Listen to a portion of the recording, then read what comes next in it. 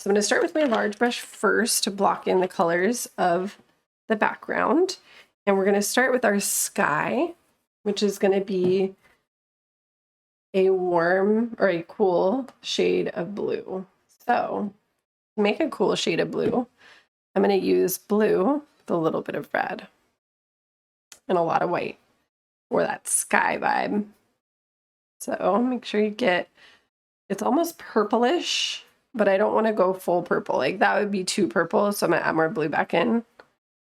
There we go, a little bit better. And then a lot of white though for the sky, because sky is going to be a daytime light sky for this painting, but you can adjust it to what you like. And then what I'm going to do is come down maybe about a quarter of the way or so. And then you can add more white to your brush, especially at the base of the sky. So like right on the horizon line, it can be a little lighter. So maybe I brush in a little more white by just picking up a little more white on my brush. And then as I go up, I can get a little bit darker with my paint and just sweep the color in there. I don't want to go too crazy, but notice how it goes a little lighter and then a little darker at the top. And you can always just, to blend, you can always just run the brush from side to side and pull up and then pull down. So blending that color is so easy to do right on your canvas, just by pulling up and down all the way from side to side. And so now I got like a super blended sky. So maybe you want it to be one of those days where it's just the sky is like super clear and there's no clouds. But if you want to make it look a little more cloudy, you can just brush in some areas that have a little more white and then just don't blend it in. Just like that. So it could just look like, oh, maybe that's some cloud action, but very abstract. It doesn't have to be just brushing in some white, a little extra in some spots. And now it looks a little bit more like maybe there's some little wispy clouds in the sky rather than a super clear day. It's up to you. And I can even take a little extra blue in some spots and pull in some different shades of blue. So it's so fun to play with your sky colors. I do still want to keep it cool with that hints of red in there, but that doesn't mean you can't change it up and add some different shades. It's going to give it a little more depth, and I like doing that. Now for the next part, we are going to add some of that cool blue to the water, but I want less white. So it's blue with a touch of red and less white, maybe just a little bit of white. And then what I'm going to do is pull that right underneath my sky color to create a blue for my ocean. And I want my ocean to look pretty dark at the top. And then as we get through the middle of the canvas, I do want some lighter parts. So what I'm going to do is sweep that darker part in and come down, but I'm not putting it everywhere. Notice I just made patches. And then I want to add in some more white and a little bit of yellow to my blue. Now, if your color starts to not do what you want, I suggest cleaning your brush. So once you get the dark in there, sometimes it's hard to go from dark to light because you have so much dark paint on your brush. So oftentimes I will clean the brush all the way, dry it all the way, and then sort of start fresh with my mixing. So mostly blue. I just have blue, the tiny bit of yellow, and more white so it gets lighter. The more yellow you have, the more greenish it's going to look. So you can really customize that. And then I'm going to pop that in between my dark colors. So that looks really cool to do that. And then if you want it a little lighter, just pull in more white. Don't completely cover over the dark because see how I'm going around it and letting it still have a voice.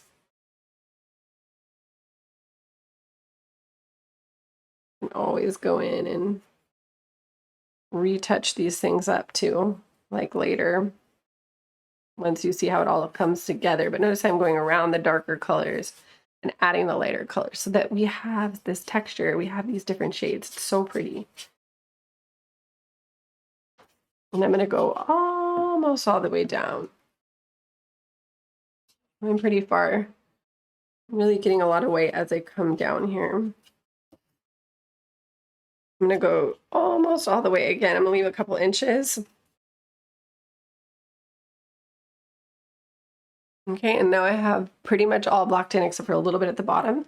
And at the bottom, I want like more of a green color. So what I'm gonna do is use a lot of yellow with a little bit of blue.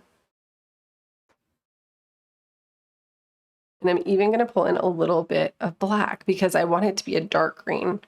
So that little bit of black is really gonna help darken the green. So see how dark that green looks? So dark, which is good. We want that. And then I'm going to pull that at the bottom of the canvas. Notice how I'm pulling vertically. I'm pulling up with that 1-inch square brush still. The whole background is just with the 1-inch square. And I'm pulling up into the water, creating a foundation for my greenery. This is going to be like one of those like painting overlook type things. So great. Maybe it goes kind of low on the right, and then on the left, I could pull up a little higher, like at least a quarter of the way. So see how we have this fun little, and then you can even add a little more black at the very bottom. So see how it's like really dark at the very, very bottom. It should be the darkest around the outer edges of the canvas. Not always, but for what we're doing right now. There's a lot of like things you can do in painting to achieve certain effects, but they're not necessarily rules that apply all the time. So sometimes people will be like, well, how come this was done here but not there? You know, like sometimes I teach my classes and I have people put water on the canvas first, and sometimes I don't. So just because I did it one time doesn't mean you have to do it. It's not like a hard rule, is what I'm trying to say. So see how I got a little bit of a darker green at the very bottom, and then it gets a little lighter gradually. Now, we want to make sure we have enough blue on our canvas or on our palette, because we're going to be adding more blue later. So I'm just going to add more.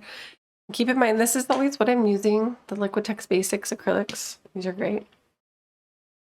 And then I'm going to switch to my medium square brush, and I'm going to make some brown tones. So the way I like to make browns is using yellow and red mixed together to make orange, and then gradually add black. You could either do gradually add black, or you could add blue. Like using the blue as the black, it still will make different shades of brown, but I'm just using black because it's there. Black works well too for that. So see, I'm adding the black to that color, and now it's getting brown. You can even have a little bit of white mixed in, but not too much. And there you are. You got some nice brown color. Now, if you're not getting brown, like if it looks green, you have too much yellow in your mixture, so add more red. And if it looks too like burgundy, like it looks really, really red, add more yellow. If it looks too dark, use less black. If it looks too light, add more black. And if you want to neutralize it a little bit, add some white. Like I added just a little bit of white into mine, not too much at all.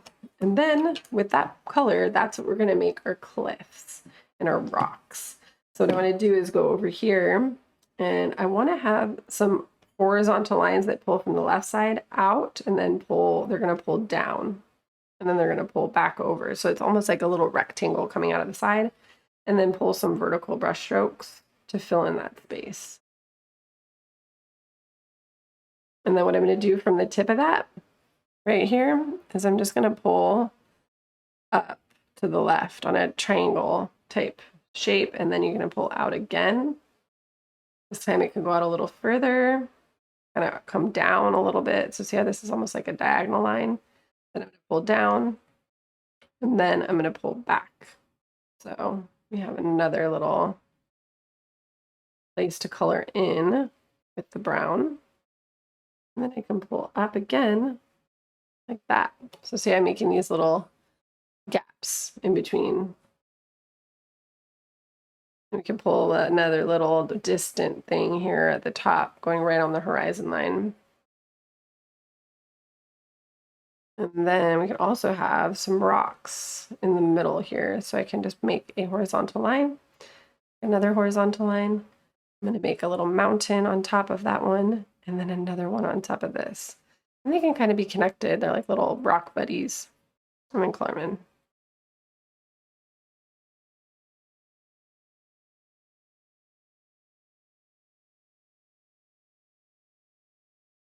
So now we have some like fun little rocks in the distance. And then just add more black to your brown to create a darker shade.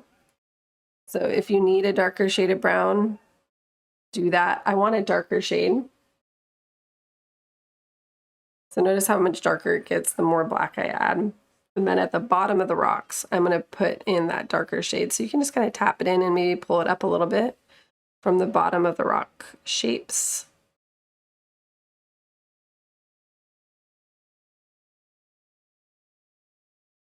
However you want to add it, you just want to be able to see that the bottom of the rock looks darker.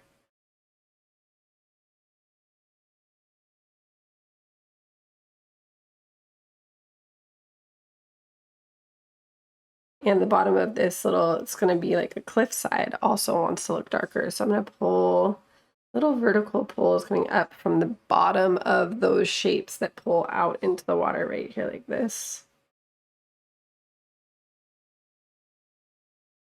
So everything that kind of touches the shore, these are all horizontal lines.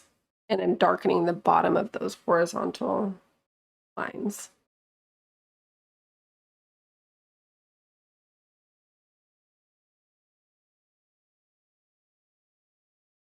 And then I'm going to clean the brush while I let that simmer down for a second. And I want to go back into my green, my blue, and yellow with a little bit of black. The black can still be in there, but maybe a little less. I want there to be like more yellow and blue and less black, but it's still okay to be in there. And add a little bit of white too. And this is just going to go right on top of these cliffs.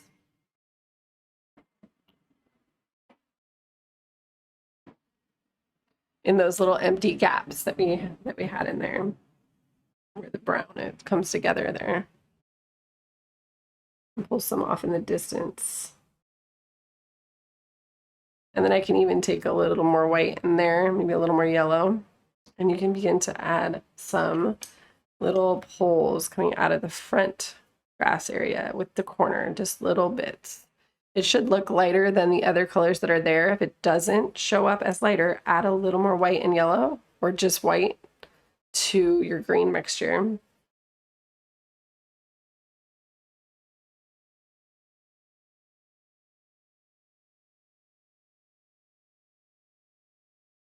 I'm just adding little vertical and diagonal pulls over here. You can use the edge of the brush to make thinner lines, or you can just make them really bold and abstract and bulky. It doesn't really matter. I want you to do what you like. It's just more of a matter of getting in those different shades of green. You want to see at least 3, if not more. And this is what creates all that texture. It makes it look like foliage down there. If your color gets away from you, just clean your brush. I'm going to add even more white to that color, green, the same kind of thing, and add even some more. So I want minimum 3, but anything more than 3 is even good too. You really want to get some colors that pop really bright against that darker green, and pull them into the cliff, the tops of the cliffs as well. I'm just adding color there. It's fun. I'm going with some real earthy shades today. I like it. Then I'm going to clean the brush again, and I want to go back into my brown, and I'm going to add a lot of white into my brown. I'm going to put some highlights on my cliffs, pulling from the tops of the cliffs down. So this is going to give me a highlight. Make it really streaky looking. You don't want it to be flat. So I'm just barely running the brush, letting some of the background color for the first shades that I use show through.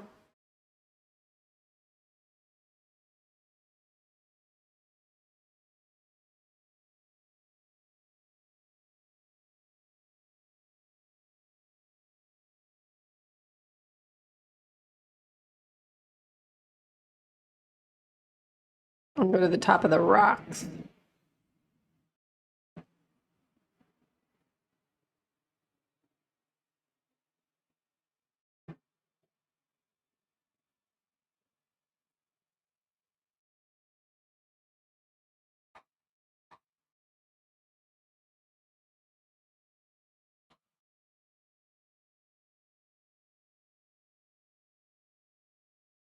And the more white you use, the more it's just going to pop out. So we can really get some light colors in there.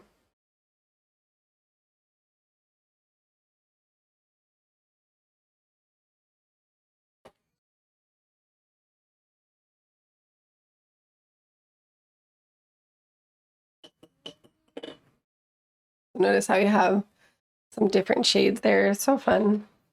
Now what's also fun to do is come in with your smaller round brush, and I'm going to make some purple. I'm going to use blue and red for a dark purple. And I'm going to use this as a shadow color as well. So I can pull up from the dark parts of the rock and pull up into the lighter parts using that purple color. And this just kind of breaks up those neutral brown colors and gives it a pop of a different color, which can look really fun in these types of paintings. So I'm going to put that into some of and my painting is very wet on wet right now. So as I add it, it's mixing with the paint that's there, which is a fun way to work. It can be really infuriating for some, especially if you're a perfectionist, but it can be really freeing, and you can get some really fun, spontaneous results if you allow that to just allow it. And then I can use that too to create some sort of shadow under the cliffs. So if you go right where the cliffs are and then put a little bit of darkness in the water underneath where the shapes hit the water.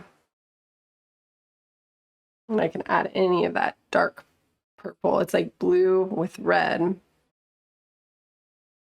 And then just pull that into your ocean color, but don't cover everything. You're just adding to it to create some more depth. Really fun.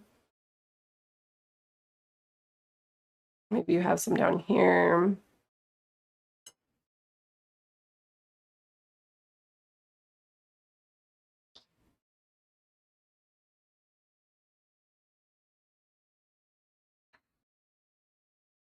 And you can always add a little bit of water into your paint and change your shades a little bit, you know, mess around.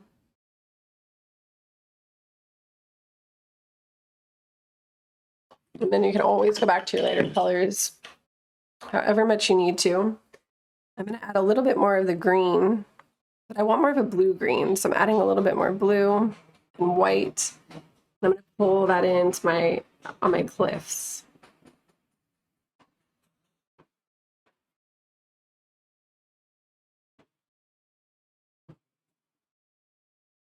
And you can pull that into your plant area down here too. Kind of matches the aqua of the water a little bit, which pulls that color out into the other parts of the canvas, which I think looks nice. Now, once I have that, I'm going to add some flowers. And again, this is going to be super abstract.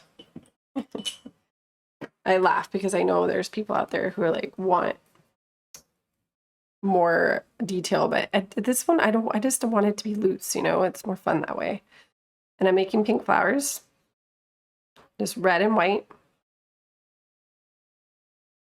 And I'm just going to pull them in down here, like little dabs of paint. The more red you use, the different your shades are going to look.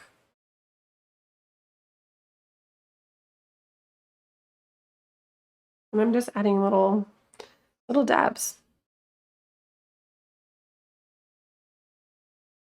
Pull them little dabs like coming up into the water, floating into the sky. It doesn't have to be reserved to just being on top of the grass.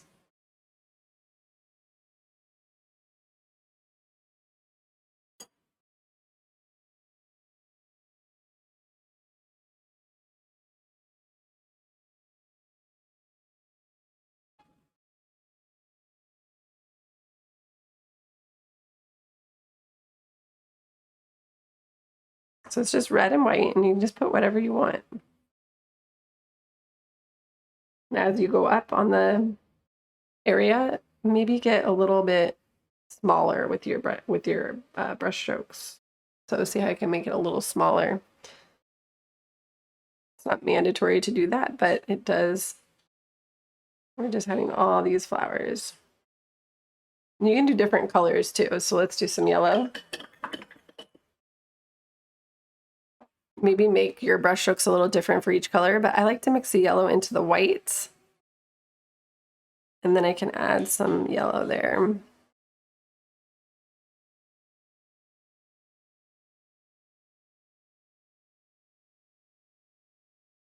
So see, I have a lot right there, and maybe I'll add some like over here. Maybe that's it. Maybe there's no yellow in the other parts. And maybe I add some purple. So you can have the red and the blue and add the white so it pops up as a purple. Usually heavy on the red for these brighter purple colors. So make sure you have a decent amount of red in your purple mix. Then you can throw in some purple colors.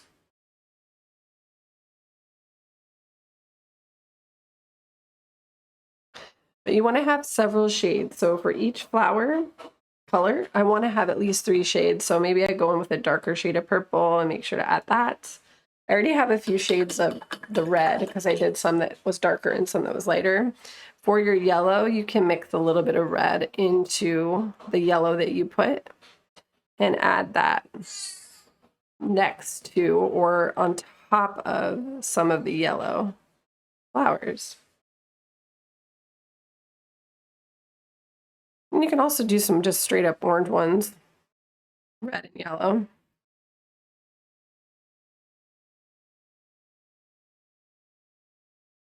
Mix a little bit of white into your color because sometimes it won't show up if you don't have any white on it.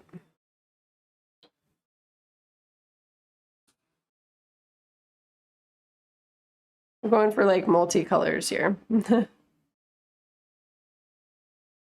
Let it be thick. And then just make sure you get, like, I want to get some really light shades of purple, mostly white with just a little bit of that purple color.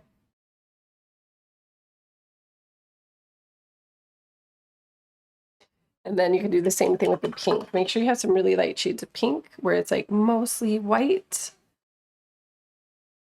And then let me get some of my white is like mixed in, just adding that to my pink.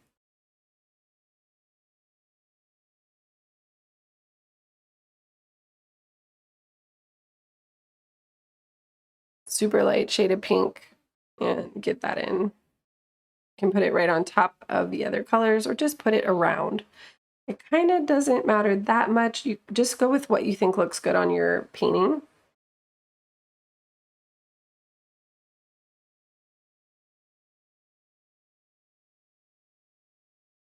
And you can even just do some dots of pure white.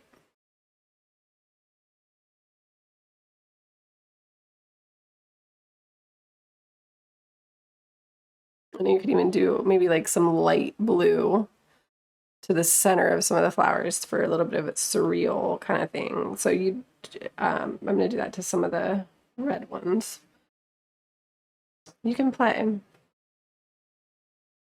But that looks like really fun and floral-y. I like it. I'm happy with that. I'm going to clean the brush, and then I want to add some sea foam in the water with the white.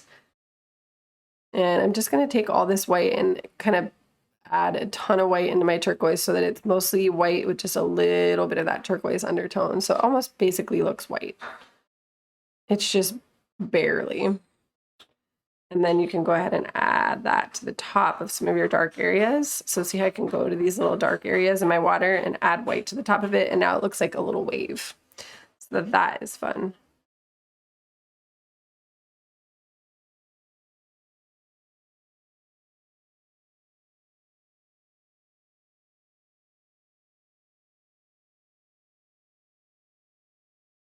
And then I could also add a little bit of that white, just a little bit, like right underneath where the rocks hit the water.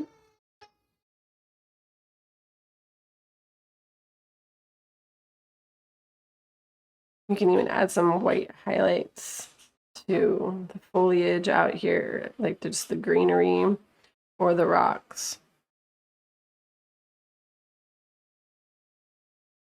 And then you can also add some more purple with white into the rocks. So if you really want to change up and add some different colors on the rocks to break it up, Purple is going to be a fun shadow and highlight transition color where you can kind of tone down either the shadows or the highlights with this mid shade of purple. And it's going to do it in a really surreal kind of way, which is fun. And then if anything you want to like smooth out, I would recommend using like the medium square brush. So for example, if I wanted to tone down any of the stuff in the water, I would use that turquoise. Try to find something similar, and then you can go in and kind of brush the turquoise in to tone down some of the dark in the water or the light. So I can just go in and kind of pull in a little bit of that turquoise to soften some of those colors. Not something you have to do, but it's there.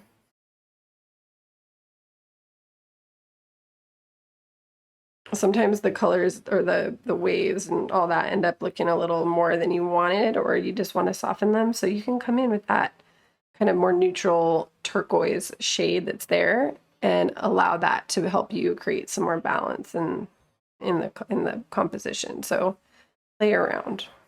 I can take in just like some medium blues. And then again, you can always come back in and add more white to create texture. So dance between your blues here in the water, you know, make sure you have some movement in different shades. That's going to create a more interesting sea to look at, like where you feel like you're actually looking at some sort of a shore. Whereas if you just had it all flat one color, you wouldn't see any movement in the water whatsoever, which would look kind of awkward. So you want to see that movement in the water. It's going to make it look like, oh, this is like a seashore and there's waves coming up. And you're representing that with your paint color choices. So we want to see all that. And then again, those colors, those flowers, you can adjust. You can add more or less. I'm just going to let it go because we want to keep it simple. And we've been going for almost I try to keep them under 30 minutes because then you have no excuse not to paint, because I know a lot of people don't do it because they don't have time. So you don't have an excuse. 30 minutes is not that much. It's pretty quick. So hopefully you joined along and painted. Hopefully leave me a comment so you can let me know what you want to paint next. And I hope you like, subscribe, share, all that good stuff. It helps me spread the joy of painting, which is what I love to do. And I hope you have a beautiful rest of your day. And thanks for watching. Bye.